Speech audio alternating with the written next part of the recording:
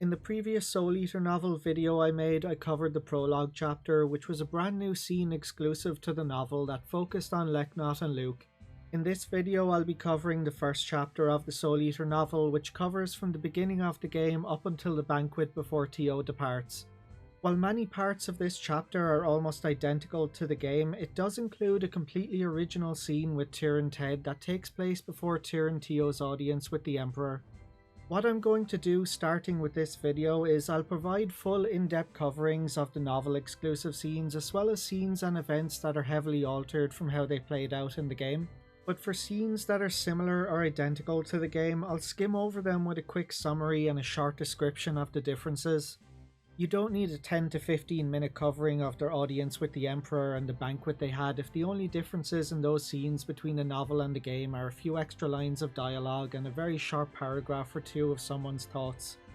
I'll be doing no editing on these videos covering the novels, so treat them as an audio experience. If a picture appears in the book, I'll put it up on screen while talking about that scene, but aside from that, it's strictly going to be audio with the cover of the novel. Chapter 1. The Scarlet Moon Empire. The chapter opens with a voice telling Tir, "There they go, you ready?"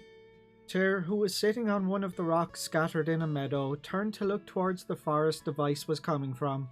Tir responded, "You bet I am," as he stood up, retying his green bandana around his head and grasping his staff. The voice then said, "Look, there they are." As the voice grew closer, Tir tightened his grip on his staff. His heart raced as he thought to himself, "I'll definitely bring one down."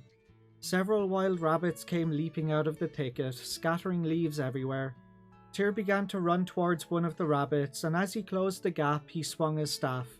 With a whoosh so sharp, one might think he cut the very air itself. He sent his staff flying out in front of him. The shock of the impact shot through his arm, and the rabbit was sent tumbling back into the thicket.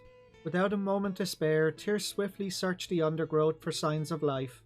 Tir excitedly yelled out that they did it. He then took a deep breath, closed his eyes and faced the sky. The rays of sunshine basked his face in warmth. Perhaps because he chased the rabbits with all his might, or perhaps because he was simply thinking to himself about what he had accomplished, Tir turned to look at the imperial capital Gregminster, which towered beyond the meadow. Doing so brought to mind how his decision to hunt today had come about. Today was a special day for Tir. Today he would accompany his father for his audience with the Emperor. Tir knew all about Emperor Barbarossa from the many stories his father had told him. He'd always wanted to meet the Emperor, and today that wish was going to come true. Just thinking about it made his heart race, not just with happiness, but because the point of today's audience was his father, Tir McDohl's appointment to defend the northern region. His father, the only man in the Empire he held in higher esteem than the Emperor, had only just returned from his last assignment, but tomorrow he would depart once again. He thought about how he wanted to congratulate his father on his latest assignment, whereupon his best friend Ted suggested having a feast to celebrate his first audience with the Emperor, and to pray for Tio's safety. And so, Tir and Ted had come to the forest on the outskirts of Gregminster to hunt for food for the feast. The story then provides a short paragraph about how Tir and Ted first met. Tir and Ted first met 2 years ago. Ted had lost his parents 7 years ago during the War of Succession and had wandered from place to place as a war orphan. Tio adopted Ted and brought him back to Gregminster. Ted refused to live in the McDohl mansion and lived in a small rented home nearby. The reason for his refusal was that he claimed he suffered burn scars on his right hand, which he didn't want others to see. Aside from the leather glove he always wore to cover his right hand, Tir was a very ordinary and cheerful boy who soon became good friends with Tir, and before they knew it, they'd become the best of friends. At the rustle of something pushing its way through the grass, Tir returned to his senses. He called out to Ted to get over here. Ted's eyes lit up at the excitement in Tir's voice, and he came running over as he asked Tir if he did it. Tir pushed his way through the grass with his staff and showed Ted the rabbit he had just brought down. Tir said he was right on the mark and told Ted to take a look. Ted shouted out with happiness that it's huge as he picked up the fat, plump rabbit by its ears. He turned to Tir and told him he's the best with the staff there is, and said he expected no less from the son of the invincible General Tio.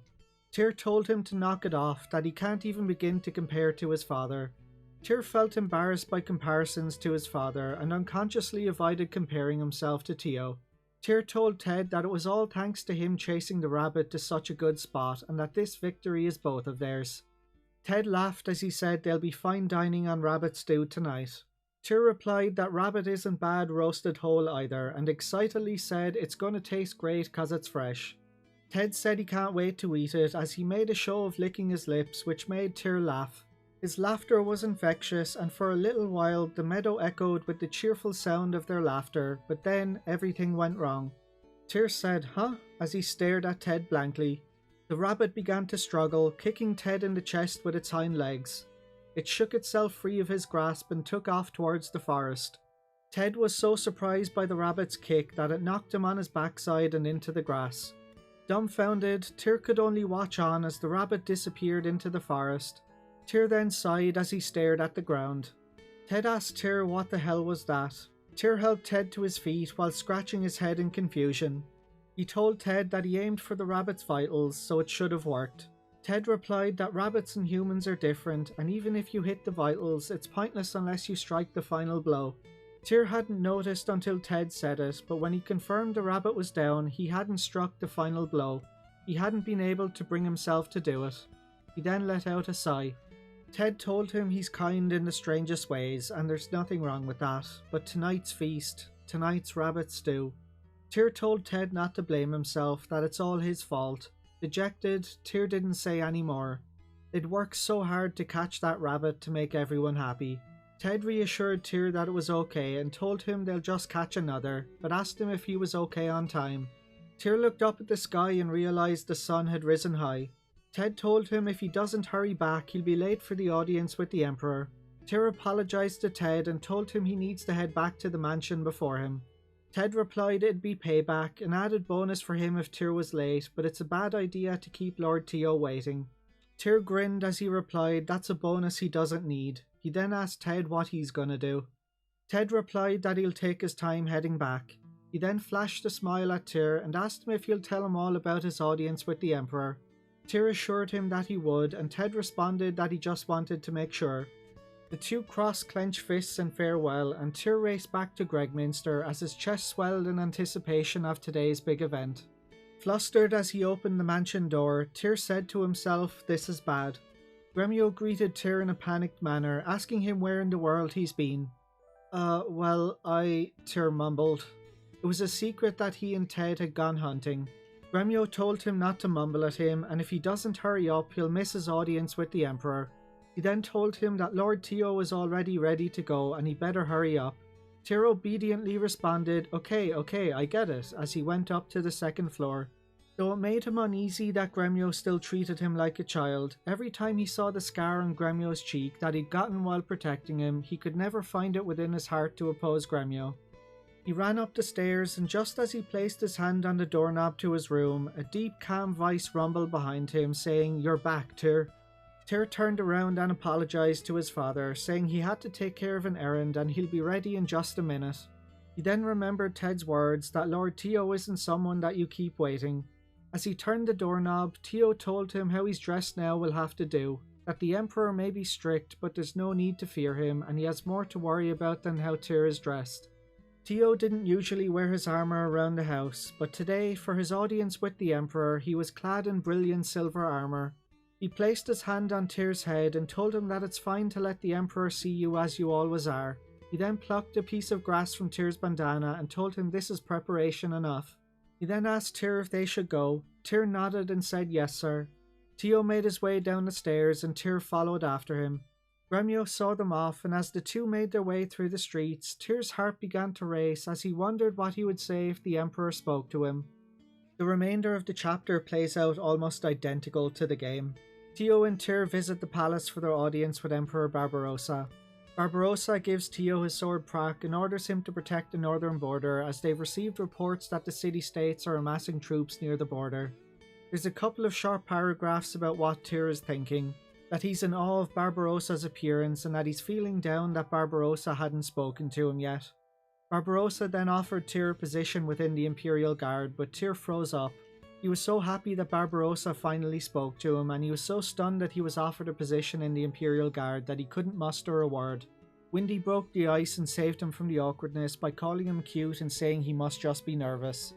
There's a few extra lines of dialogue in the scene, but the scene is basically the same as the game. When their audience with the Emperor is over, Tio and Tir head straight back home instead of stopping by Commander Craze's office. When they returned home, Gremio greeted them at the entrance. Tio told him he'll be leaving Tir in his care, and Gremio asked him why the sudden formality. Tir turned to Gremio and answered on his father's behalf that he was chosen by the Emperor to become a member of the Imperial Guard. Gremio excitedly responded that all of their hard work raising him has paid off, that he and the others will accompany him and they'll face any trials from here on out together. Tir tried to protest, but Tio told him that he still needs their help, and that they'll inform his commanding officer that his 3 servants will also be joining the Imperial Guard with him. Gremio told Tio that the young master is safe in his hands and he'll protect him with his life. He then saluted Tio as Tio made his way up the stairs. Tir pouted at his father's and Gremio's words. He had been hoping if he did a good job in the Imperial Guard by himself, then he could prove to Gremio that he wasn't a child anymore. Then the banquet scene is more or less the same as the game, with tiny dialogue differences. And that's the end of Chapter 1.